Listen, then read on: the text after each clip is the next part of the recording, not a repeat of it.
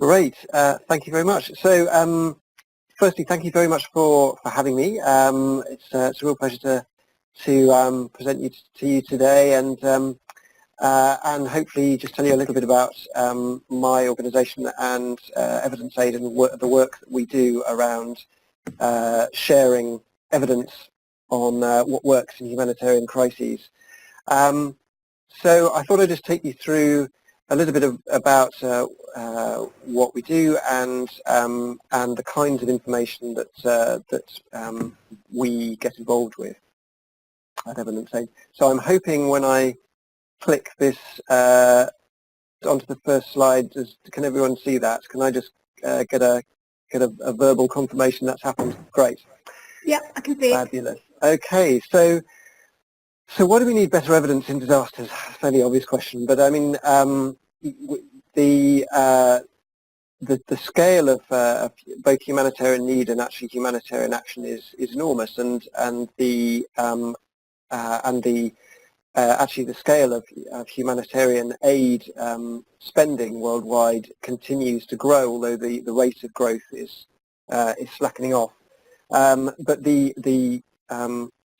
the level of activity across the world in humanitarian aid is very considerable, and the amount of money that's spent on it every year is very considerable too. And last year it was around £21 billion. And I think it's at the risk of stating the obvious, it's a pretty high stakes game. Ultimately, the aim of doing humanitarian aid is to save lives and to reduce morbidity, protect livelihoods, and safeguard well-being. And we're dealing with some of the most vulnerable people on the planet. And I think that puts an enormous moral obligation on the humanitarian community to use the best available evidence to design, target, and execute humanitarian aid. That's a really strong moral, in my view, a moral obligation, and as well as a pragmatic one, in that we're not going to maintain the level of support, both funding and political support for humanitarian action that currently exists if we don't ensure that it is as good as it possibly can be. So that's really, I suppose, if you like, that's the kind of big picture as to why Evidence Aid exists and why we were set up. My background, I should say, before I get into further into the rest of the presentation, is I come from a practitioner background. I'm not a researcher. I'm not an information specialist. My background, certainly in the early part of my career, was in humanitarian practice, and I worked for a number of large NGOs active in humanitarian work, spending most of my career working for Oxfam, and I suppose the majority of my experience therefore was in the kinds of public health programming that Oxfam generally does, and we focus a lot of our work around water and sanitation, public health promotion, which I'll talk about a bit more in a bit. So we have a problem, I think, in the humanitarian sector with evidence, and we don't currently use evidence nearly as much as we should do for a variety of different reasons. First of all, I think there are big gaps in our knowledge base around the effectiveness of different kinds of interventions and the underpinning of our work. So a study that was done by the London School of Hygiene and Tropical Medicine last year into public health research around humanitarian crises found that that there were, first of all, there were very few, there were relatively few robust studies that were present, but there was also a lot of patchiness within the research. So while there were 131 good studies in communicable disease, there were only 8 on non-communicable. So there's patchy evidence in that we have a lot of evidence, in fact, on some areas and not very much on others, and non-communicable disease is one of the big gaps. There are actually no studies at all that were found by London School on acute respiratory infection, for example, which is one of the biggest killers, actually, of under fives in the developing world, and certainly one of the biggest killers in humanitarian crises. So we do have some pretty big gaps. There's also a problem around the quality of the evidence, and the same study by London School found only 345 out of 5,000 papers that were searched that met their quality standards. So there's a problem around just simply the quality of the research and evaluation that's being done. And this finding has been replicated by a number of other people who've done similar kinds of reviews. So London School focused mostly on public health. Other actors like Oxfam, for example, have largely replicated those findings in other areas of humanitarian practice. So it's a problem across the board. And one of the most common problems actually is that many published studies don't actually specify what their research methodologies are. So it's not obvious to people doing reviews how the data has been produced, which is pretty important if you're going to assess the quality of the work. So it really limits the usefulness of a lot of the research that's done in the humanitarian sector. And in my view, if you don't use the research, it's a bit of a waste of money, and same goes for evaluations as well. If evaluators aren't being clear and showing their working, as it were, about how they reach their conclusions, it's very hard to actually take that research and information seriously. And the final problem, which I suppose is where it kind of intersects most with the kind of information communication world, is just the inaccessibility of a lot of the evidence that's relevant to the humanitarian field. So we don't, as a sector, we often say actually that we don't know what we know. A great deal of evaluation, in particular, is kind of hidden away on intranets of various organisations. If you're lucky, they may or even not be shared internally within organisations. They tend to be done. They're done for a specific purpose, like for instance, a donor wants an evaluation to be done, but then it's either not published at all, or it might be published on a pretty obscure location and not communicated to practitioners. So that really limits the use of a lot of research for practitioners, which is really what it's all about in my view. So there's really, and some of this I think is just, you can really see it as publication bias within the sector. So we tend to publish good news, like many other sectors, but I think we're particularly affected by this.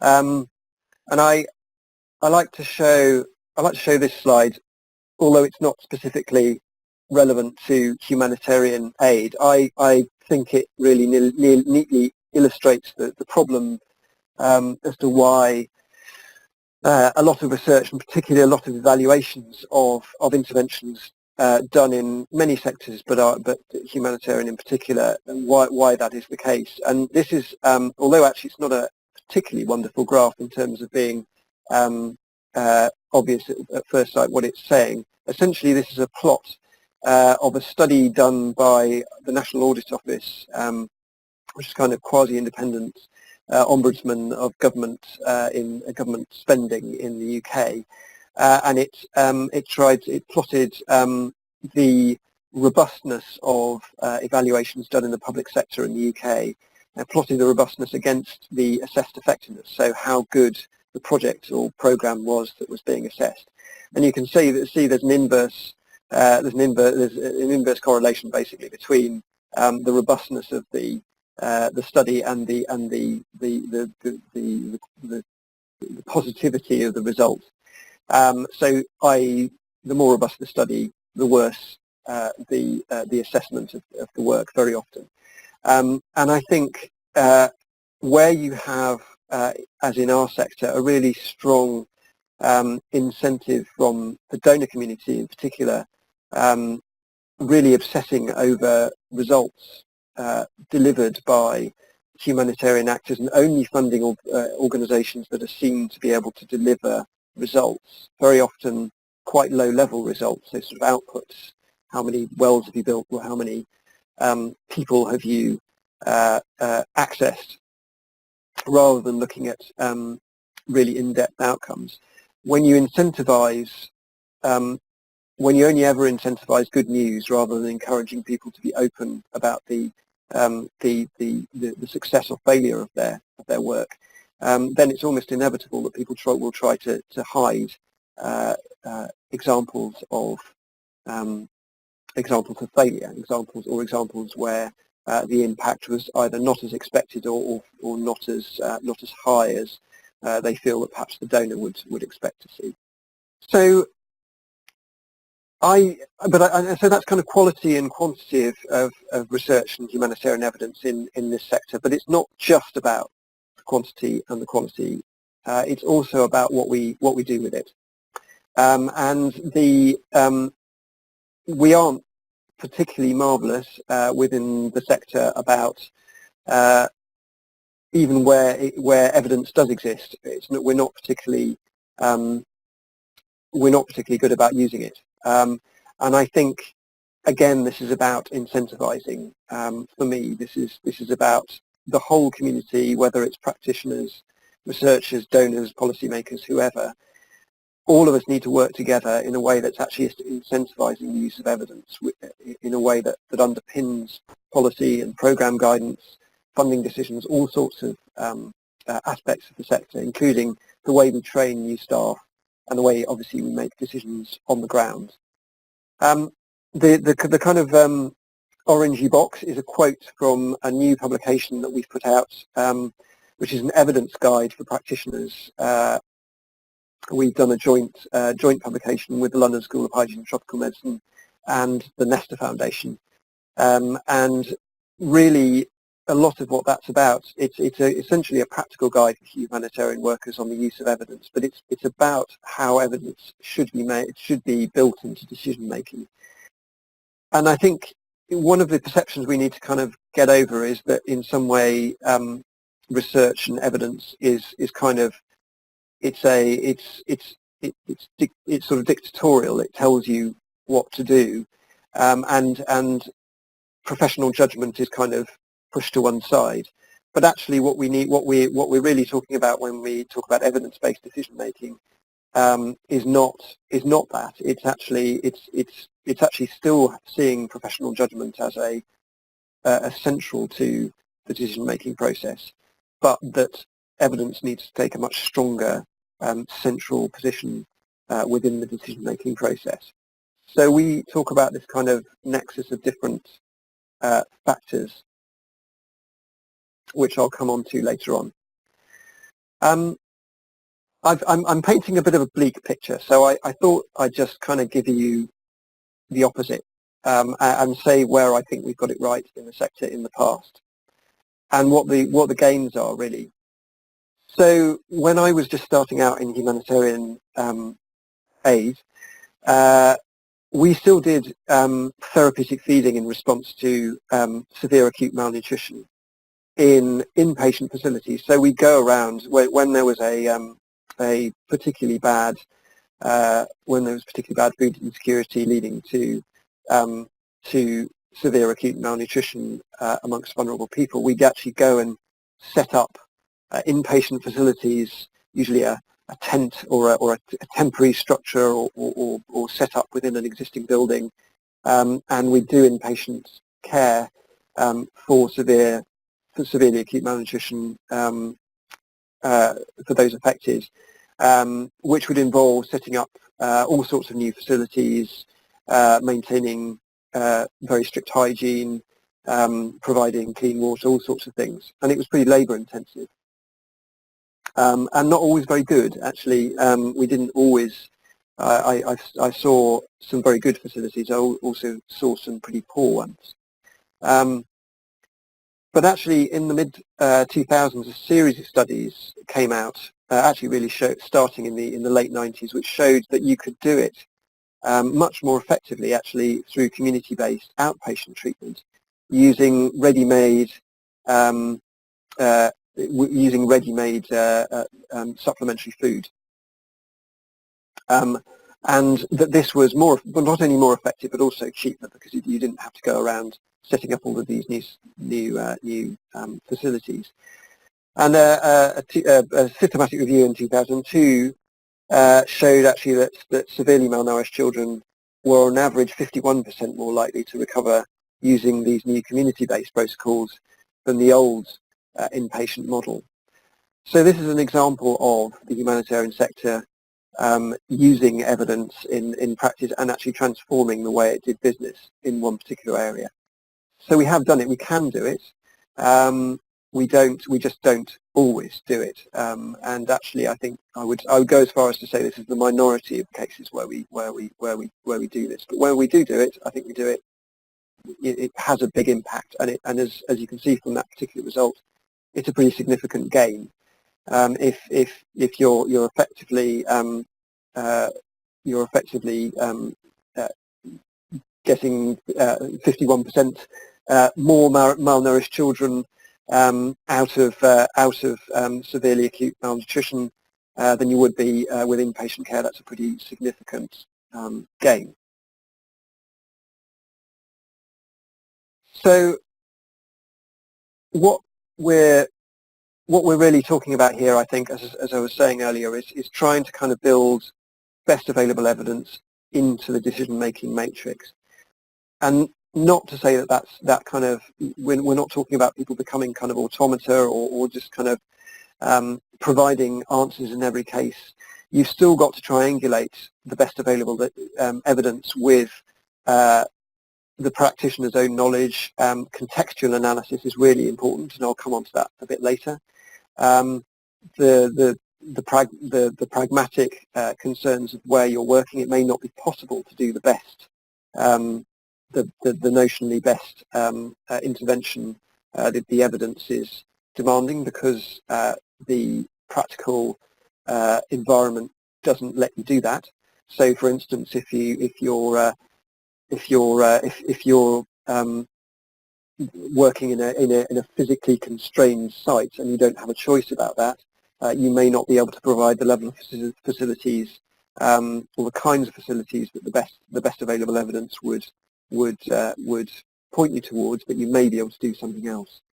And lastly, but very much not least, listening to people is a really important part of humanitarian decision making, more so I would argue than in many other areas, because they are the most vulnerable people in the world, and you're dealing with people who are in the very worst conditions that you could possibly ever hope to find yourself in as a human being, and it's contingent on the humanitarian sector to listen to what people want, as well as simply providing what's needed and what the evidence suggests.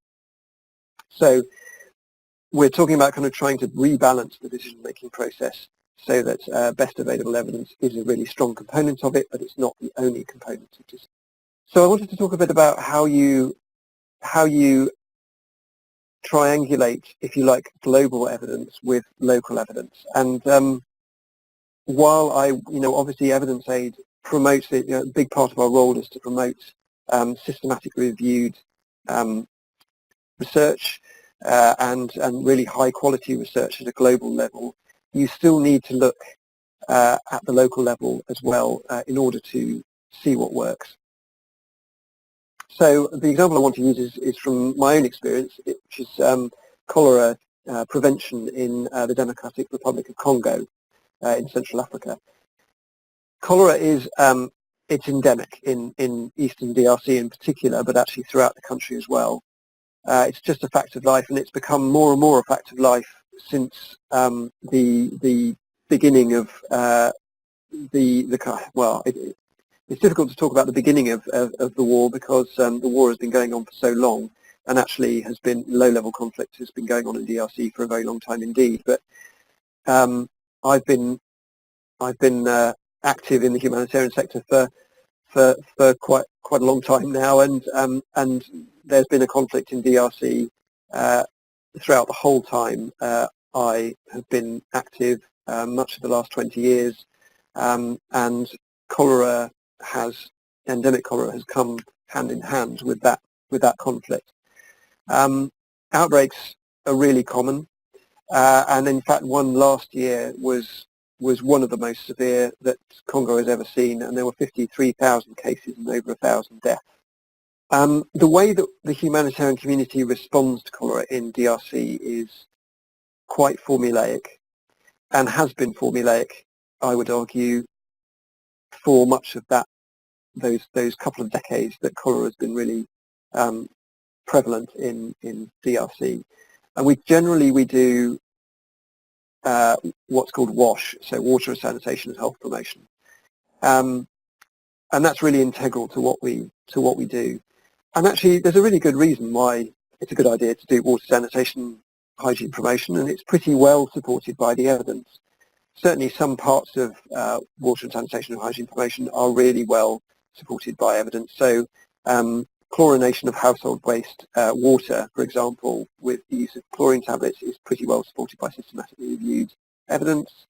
Other interventions, though, like building latrines, oddly enough, are really poorly supported by evidence. And a lot more is needed to try and unpick what are the most effective interventions around safe excreted disposal in relation to reducing the risk of cholera.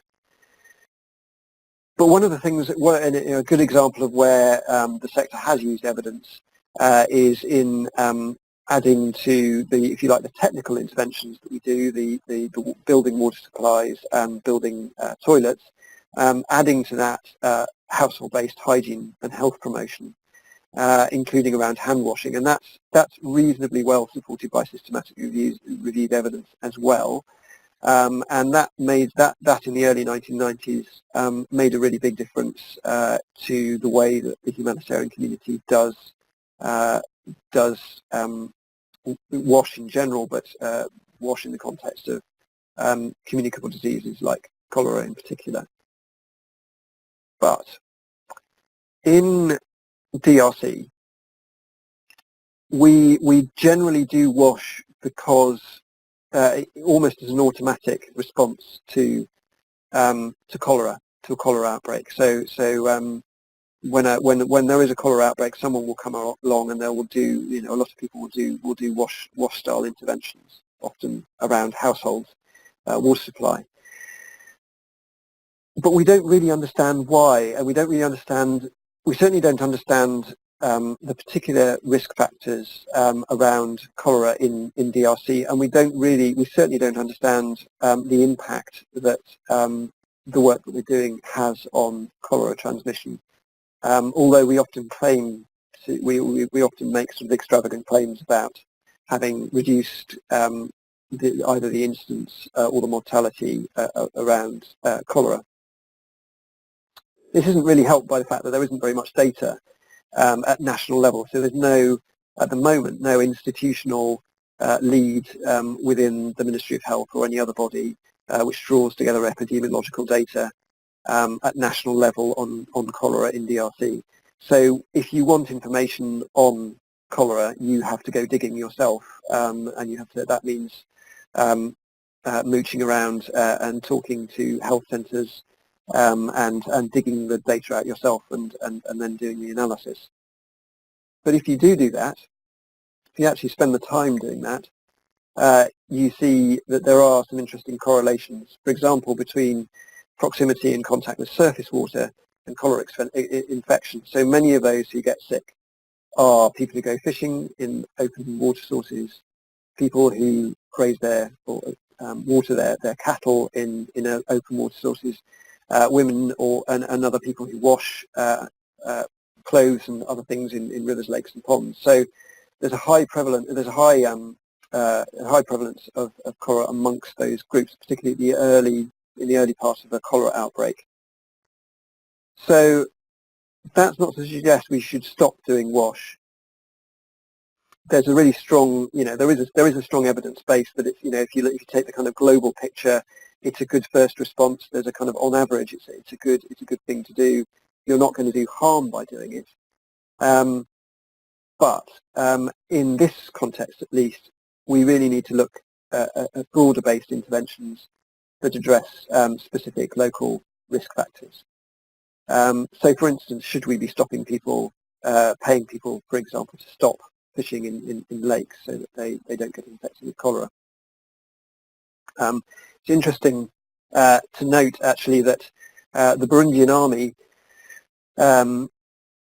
stopped a couple of pretty big, nasty cholera outbreaks along the Ruzizi River on the Burundian side of the border in their tracks by just banning people from going into the water and stopping them physically from going in, which is pretty rough and not the sort of thing that an NGO would be particularly comfortable to get involved with, but it worked. It stopped people from getting cholera. And I think we should think about interventions which have a more direct impact on people's behaviour to try and stop a disease like cholera in its tracks. So we need to think again about our strategy and look beyond WASH. So I thought I'd just kind of zoom out a bit again and kind of talk about John Snow, who I don't know, I never quite know whether he's as famous in the rest of the world as he is in the UK, but certainly for us, he's the kind of founding figure of a whole range of different professions and lines of work. So he basically, in the cholera outbreak in London in 1854, he laboriously, when everyone else thought that cholera was caused by what was called miasma, sort of gas, bad smells, he went and actually mapped cholera incidents in every street in the affected area of London, and he figured out that that there was a really strong correlation between where the cholera outbreak was occurring and the use of a single water source, a pump in Broadwick Street in Soho. And he actually went along and he physically took the lever off the pump to stop people using the pump and stop that water source being used. And the cholera outbreak was stopped or significantly reduced as a result. And he's kind of held up as being, if you almost like the founding father of epidemiology, and as well as things like public health engineering. There's a whole massive slew of public health engineering that kind of resulted from the work that he did. But the interesting thing about John Snow is that he always questioned his own effectiveness.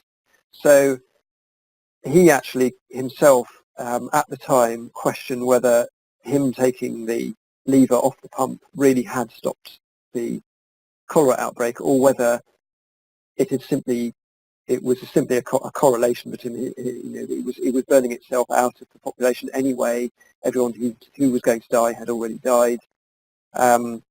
Was there really a strong evidence base to say that him removing the lever from the pump had actually made a concrete impact on cholera? And I think we need to be a bit more like John Snow. I think we actually need to question our own effectiveness more often and more carefully, and really look at the evidence base for what we're doing, and think more laterally when the evidence is saying that perhaps water usage is not the only show in town, or household-based water usage is not the only show in town in terms of cholera transmission. So I thought I'd tell you a little bit about Evidence Aid and the work that we do. So we were founded by medical researchers who were keen to see whether and how robust medical research in particular could be applied in humanitarian settings. We've got really strong links to Cochrane, and our primary focus really is to collate together systematically reviewed evidence from the Cochrane Library and other sources, and build practitioner-orientated thematic evidence collections with clear summaries of findings and recommendations. So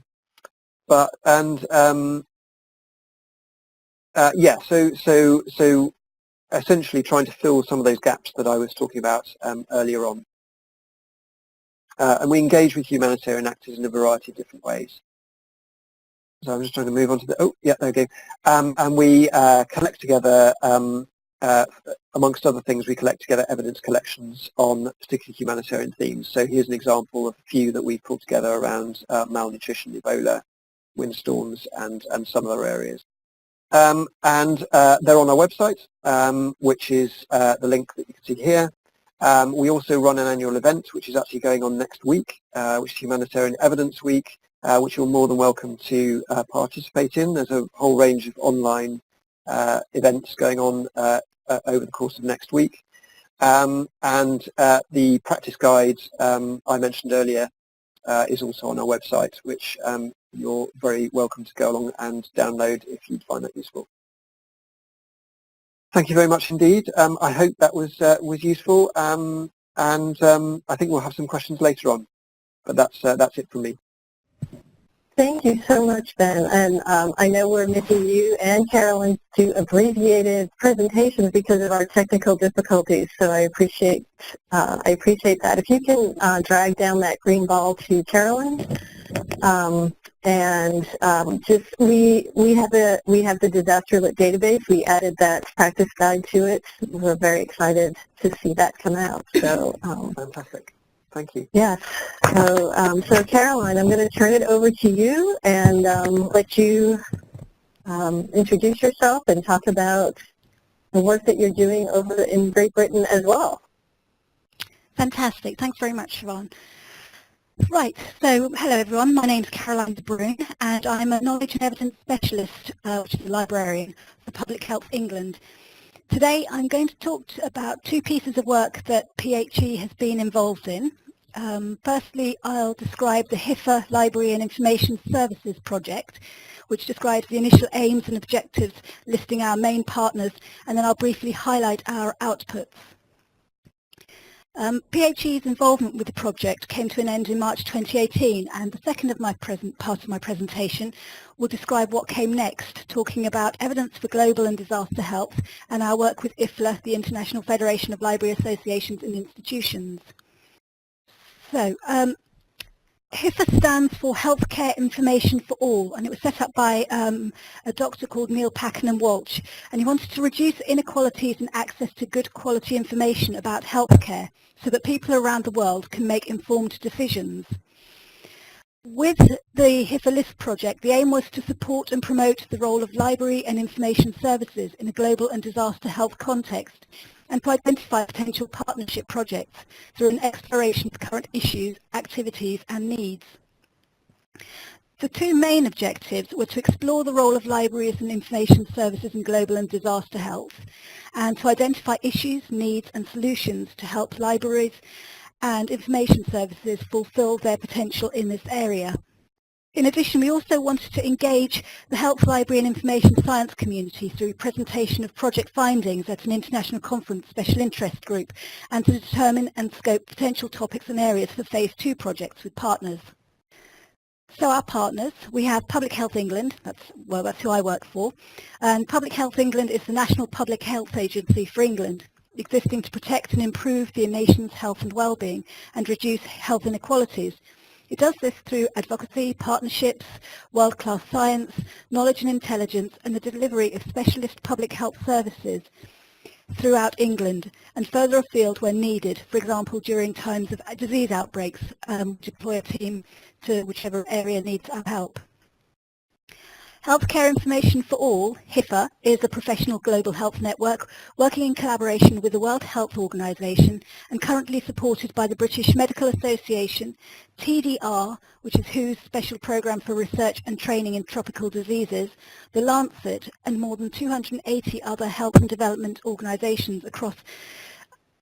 HIFA brings together more than 16,000 stakeholders, which represents more than 2,500 organizations across 176 countries worldwide, with a common vision of a world where every health professional, citizen, researcher and policymaker has access to the healthcare information they need to protect their own health and the health of others. Now I'm going to repeat a little bit of what Ben's already said because I want to introduce Evidence Aid. So Evidence Aid aims to inspire and enable those guiding the humanitarian sector to apply an evidence-based approach in their activities and decisions to ensure those in need receive humanitarian aid in the most timely, effective and appropriate way possible. As Ben said, it was established following the tsunami in the Indian Ocean in December 2004 and uses knowledge from systematic reviews to provide reliable, up-to-date evidence on interventions that might be considered in the context of natural disasters and other major healthcare emergencies. Evidence Aid seeks to highlight which interventions work, which don't work, which need more research and which, no matter how well-meaning, might be harmful, and to provide this information to agencies and people planning for or responding to disasters. So the project commenced, the IFLA project commenced in March 2017, and at the start, as good evidence-based practitioners, we looked at what evidence was already available on this topic. We searched 6 databases: CINAHL, Embase, Global Health, Lister, Medline and PubMed, and we also searched Google to find the evidence around knowledge and library service provision and knowledge management to support global health and disaster and emergency preparedness. We specifically looked at natural and man-made disasters, for example flooding and wildfires, etc., and disease outbreaks such as Ebola and Zika virus. We also looked at conflict zone, the involvement of libraries in conflict zones. Using this information, we produced an evidence briefing, and I will describe the key findings in a moment. The next stage of this project was to hold 2 thematic discussions via the IFLA forum. The first discussion took place in July and August 2017, just before we were due to present our work at the European Association for Health Information Libraries workshop in Poland.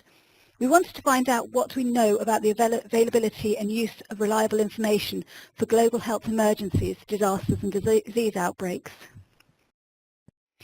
The second discussion took place almost a year ago, in October and November 2017 as part of Evidence Aid's Humanitarian Evidence Week. And the theme was, what do we mean by evidence-informed humanitarian action, and what kind of evidence do humanitarians need and why? So the key messages from the evidence briefing, first of all. 68 key papers were identified and analysed and organised into 5 themes: access to information, knowledge management, existing programmes, roles for information professionals and social media. From these papers, the following key messages were gathered.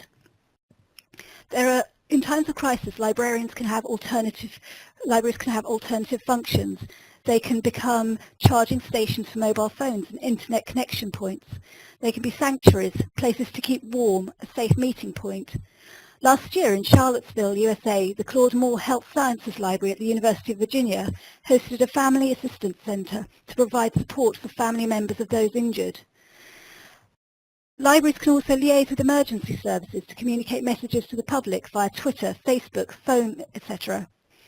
They can deliver pre-departure training to people who are going overseas to support disaster teams. They can administer antidotes.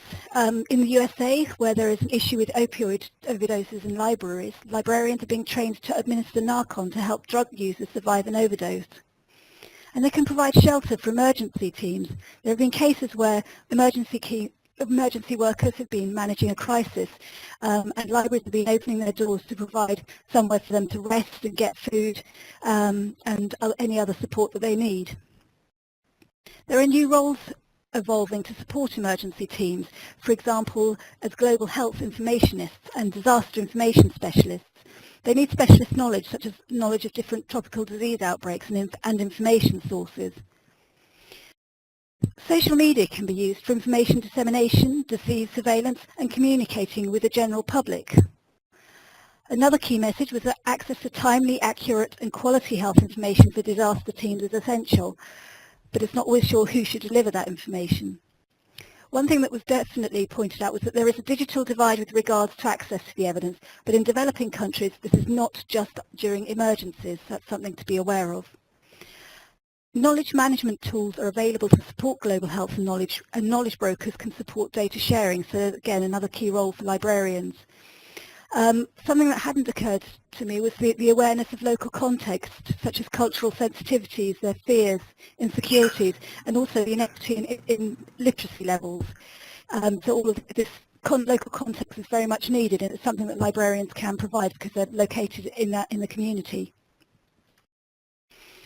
So from the thematic discussion 1, the observations, it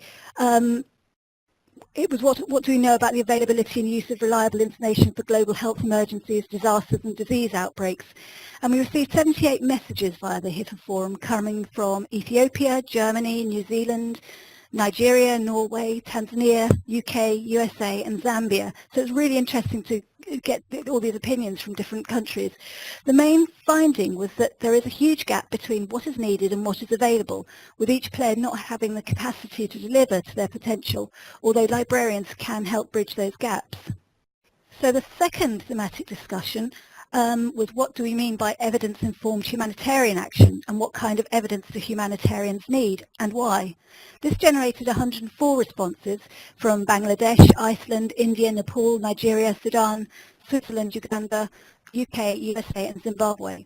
The key messages from this discussion were that there is no clear definition for evidence-informed humanitarian action. The humanitarian sector often relies on lessons learned rather than synthesized evidence. We might have general evidence, but not evidence that guides us in non-ideal settings and different crisis types. Humanitarian practitioners are difficult to engage with through an academic pathway, and librarians could play a much larger part in humanitarian response. Ben's introduction to the guide that Evidence Aid have just provided will probably answer some of these questions, so it's definitely worth a look there.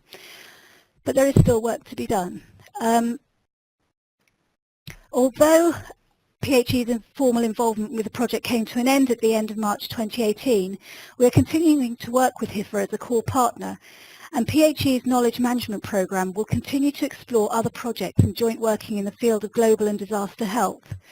HIFA will continue to work with the LIFT project working group members to support and inform this work. If you go to the HIFA LIFT project, you can see all of the work we've done. You can find out how to join HIFA, find out details of our activities, publications and members, and also further information. HIFA isn't just all about libraries and librarians. There are representatives from all sectors, disaster team workers, humanitarian workers, librarians, scientists, researchers, all contributing to the discussion. So if you have questions, it's really worthwhile sort of joining into these discussions if you've got specific questions you want to ask in related to global and disaster health. So that's just the one project, but they also have several other projects which you can have a look through, and several other networks that you might want to belong to. I think there's one on child health as well. Just moving on to the next slide. So the next steps. We have been in talks with the European Association for Health Information Libraries about setting up a special interest group on this topic, but following discussions with other interested parties, it was agreed that it would make more sense to set up a special interest group with IFLA, the International Federation of Library Associations and Institutions, and as part of the Health and Biosciences Library section, which is chaired by Professor Maria Musoke, Uganda's first female professor of information science. In January 2018, the Evidence for Global and Disaster Special Interest Group was convened by Dr. Anne Bryce, the Head of Knowledge Management at Public Health England, and in August 2018, a satellite event and open meeting was held at the 84th World Library and Information Congress in Kuala Lumpur, Malaysia. So on the slide you can see a link to the special interest group. There's also a separate page for the satellite meeting where you can see the programme and presentations and all the resources that we produced. So the morning of the satellite event involved a series of presentations.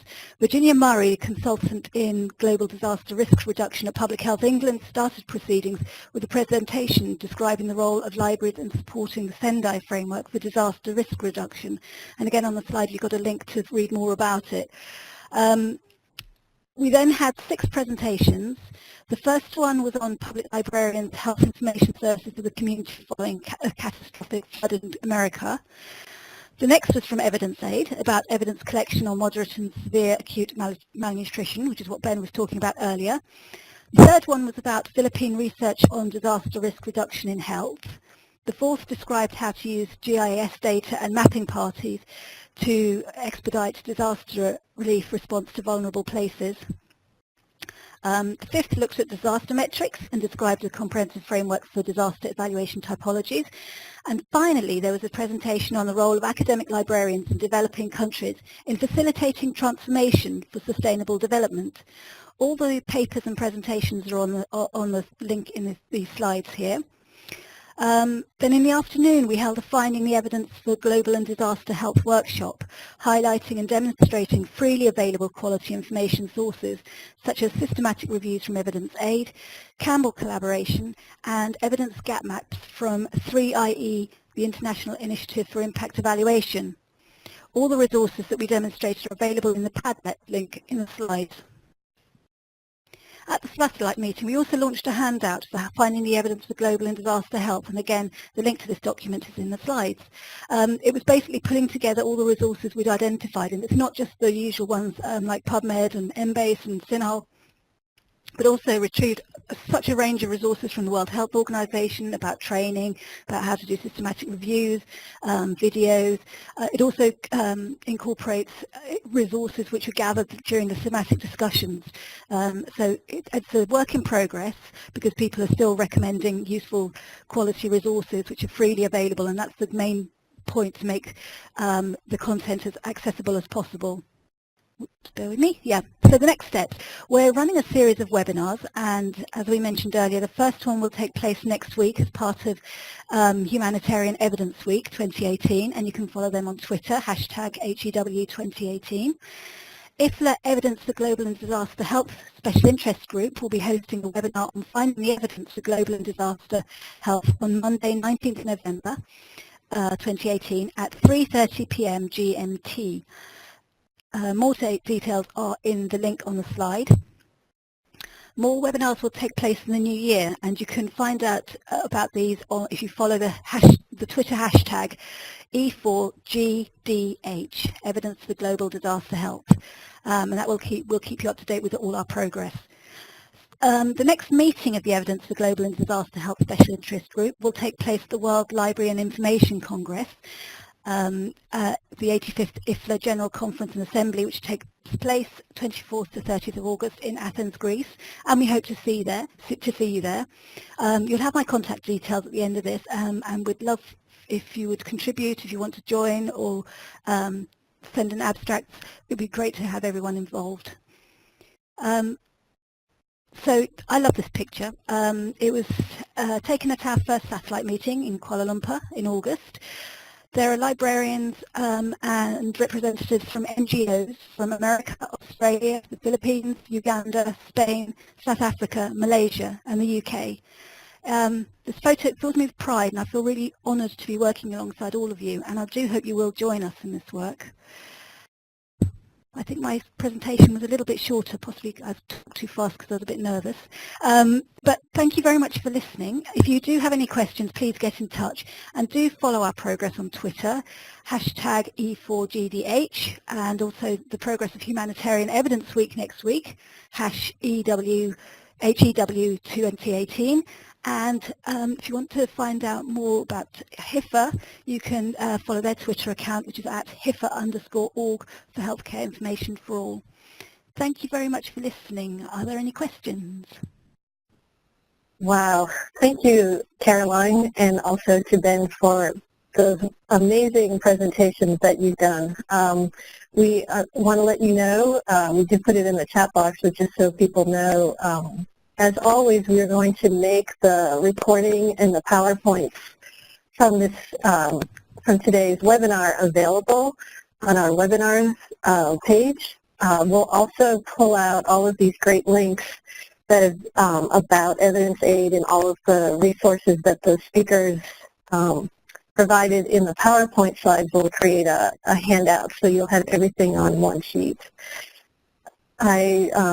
Please feel free to go into the chat box. You can open it at the top of the page. There's a little box that says chat, and if you click on it, it opens up the chat box and select all participants, and you can just type in a message to our speakers, or you can unmute yourself and ask a question on the phone. I know I was sorry to miss that first meeting in as the IFLA Special Interest Group, and it looks like you had a great group of people there, and looking forward to seeing what happens in Greece next year. Yes, you were very much missed, but hopefully next year. Thanks. Yes, we hope we get there. Okay, well, I don't know that we have any questions. Well, we'll give people just a couple more minutes. I now do have audio, and I want to just make sure that people know that that the National Network of Libraries of Medicine, the Pacific South region, has worked with us to compile a list of resources that they are updating in response to the wildfires in Northern and Southern California. So there's a lot of both the national information and some key local county information that people might want to take a look at.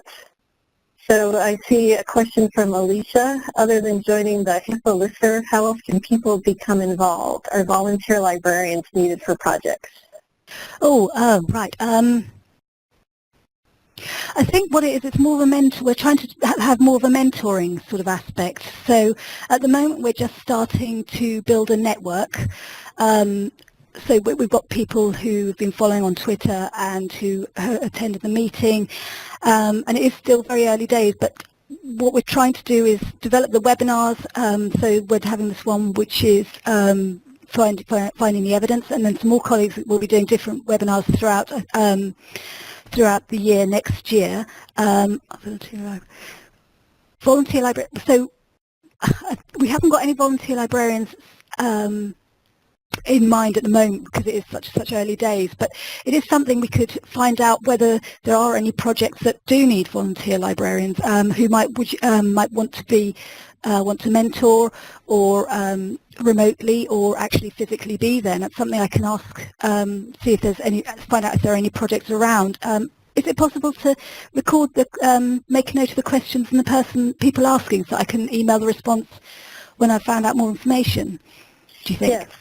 Yes, we grab these questions, and also Lisa is the librarian over at the National Institutes of Health Library, so we can connect you to after the meeting for sure. Brilliant. There was actually a really good network of librarians which is set up, the International Librarian Network, which was set up in America about 5 years ago, and it wasn't specifically associated to any projects, but basically you had to send in your explain your role a little bit, your interests, work-related interests, and then they matched you up with someone in another country so that you could mentor each other and share experiences. And it was really fantastic, and I'd like to see something like that for this. But unfortunately, the network stopped. But they did map me to this absolutely wonderful woman. I had never met her, but we've become such good friends via email and Facebook, and you know, she bounced ideas off of each other. And I think something like that would work really well. Actually, physically volunteering might be a bit more difficult to support, but definitely a sort of mentoring scheme might work. Great. I should say as well, from Evidence Aid side, we have many volunteer librarians working for us, and we're always we wouldn't be able to do what we do in terms of the evidence collections without the support of volunteers, both on the research side and the kind of information specialist and librarian side. And actually, I think Alicia is one of our volunteers. So thank you very much for doing that. But we're always looking for people to support our work through volunteering in that way. Wow, that's great, Alicia. You are amazing, aren't you? Absolutely. So we are coming to the end of our time.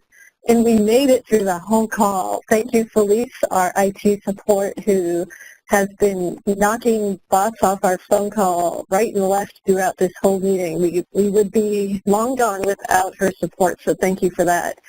If you want to get one continuing education credit for this meeting, please fill out the survey that I think, Jen, you can put the URL for the survey into the chat box.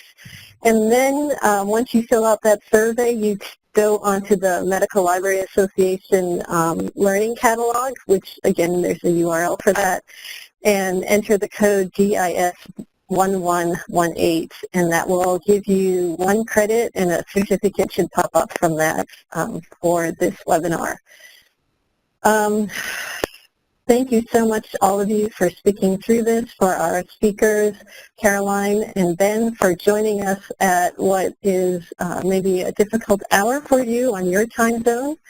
And we hope that all of you have a happy end of the year. We will be joining you back again in 2019 with more webinars, but we're going to take December off. So take care, and thanks to everyone for joining us. Thank you very much. It's been really great. Thank you. My pleasure. Thank you very much indeed for having me.